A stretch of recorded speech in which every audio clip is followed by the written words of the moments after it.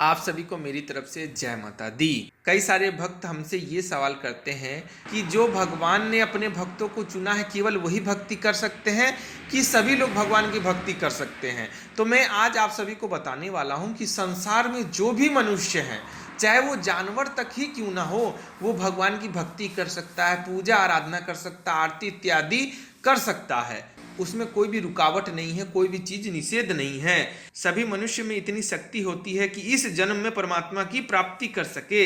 जो इस शक्ति को नहीं मानते हैं वो मूर्ख होते हैं। यानी जो मनुष्य ये बोलते हैं कि भाई तुम करो भगवान की भक्ति, तुम करो भगवान की पूजा, मैं ये सब करने के लिए नहीं आया हूं, मैं सुबह शाम जो धूप दीप जला दिया बस उतना ही बहुत है, तो ऐसे कहने वाले लोग आपको ज्यादा मिलेंगे समाज में। तो मैं आप सभी से बता दूं कि ये बात तो सच है कि भगवान अपने भक्त को खुद चुनते हैं, लेकिन हाँ, वो भक्त को तब चुनते हैं जब उसके मन में भगवान के प्रति प्रेम होता है, स्नेह होता है, विश्वास होता है। तो अगर आप भी भगवान के प्रति विश्वास, प्रेम, आदर अगर रखेंगे तो भगवान आपको भी चुनेंगे। मनुष्य योनि मनुष्य को इसी के लिए प्राप्त होती है कि वो परमात्मा को प्राप्त कर सके, तो वो हक सभी के अंदर है। तो आप अपने मन में ये वहम बिल्कुल ना डालें कि क्या मैं इस जन्म में भगवान की साधना आराधना कर सकता हूं कि नहीं, भगवान ने मुझे चुना है कि नहीं। भगवान सभी मनुष्य से प्रेम करते हैं, बस अंतर इतना है जो उनकी निरंतर ध्यान साधना करते हैं, भगवान हर पल उनके साथ रहते हैं, हर सुख दुख में उनके साथ रहते हैं, एक पल के लिए कभी अकेला नहीं छोड़ते हैं। भगवान के भक्त जब चलते हैं तो भगवान भी चलते, भगवान के भक्त जब बैठते हैं तभी भगवान बैठते हैं, भगवान के भक्त जब खाते हैं और अपने आराध्य को भोग खिलाते हैं तभी वो खाते हैं। भगवान अपने भक्त को एक पल के लिए भी ओझल नहीं करते हैं, इतना प्रेम करते हैं भगवान अपने भक्त से।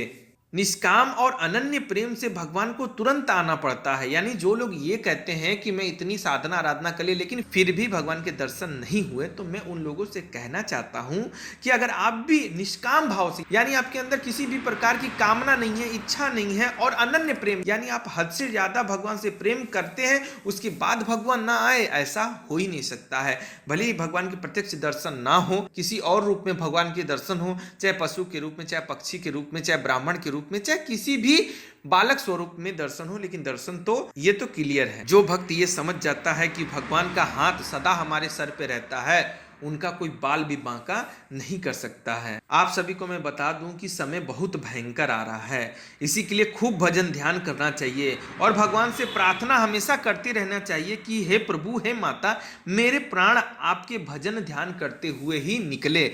हर भगवान के भक्त को अपनी साधना, अपनी भक्ति को समाप्त करने के दौरान यानी पूर्ण करने के दौरान हमेशा ये बात अवश्य कहनी चाहिए कि हे प्रभु, हे माता, मेरी प्राण जब भी निकले आपका ही चिंतन होता रहे मेरे मन में, मेरे अंदर आत्मा में। कितना ही बड़ा काम क्यों ना हो, भगवान की कृपा से सब कुछ हो सकता है।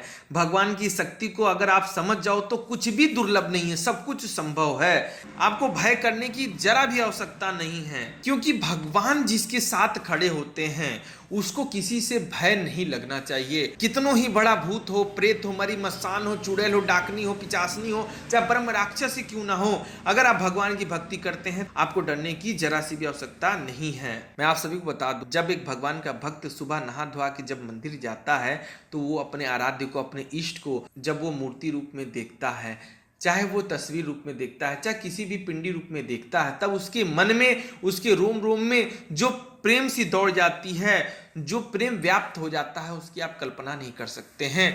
भगवान का भक्त जब भगवान को देखता है तो उसके मन में एक अजीब सी प्रेम की लहर दौड़ उठती है और वो प्रेम की कीमत कोई नहीं लगा सकता है। भगवान का सच्चा भक्त भगवान के दर्शन के अलावा उसे और कुछ नहीं चाहिए।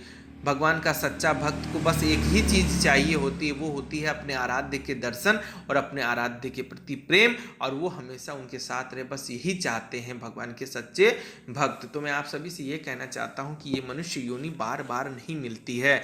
मनुष्य योनि मिलने का उद्देश्य यही होता है कि परमात्मा को प्राप्त करना। आप जिस भी इष्ट को मानते हो, जिस भी आराध्य को मानते हो, यानी वो किसी भी रूप के देवी देवता क्यों ना हो, आपको उनका ध्यान साधना करना चाहिए, उसमें जरा सी भी देरी नहीं करनी चाहिए। अगर मेरे द्वारा दी गई जानकारी आप सभी को पसंद आई हो तो चैनल को सब्सक्राइब जरूर करें। धन्यवाद। जय माता दी।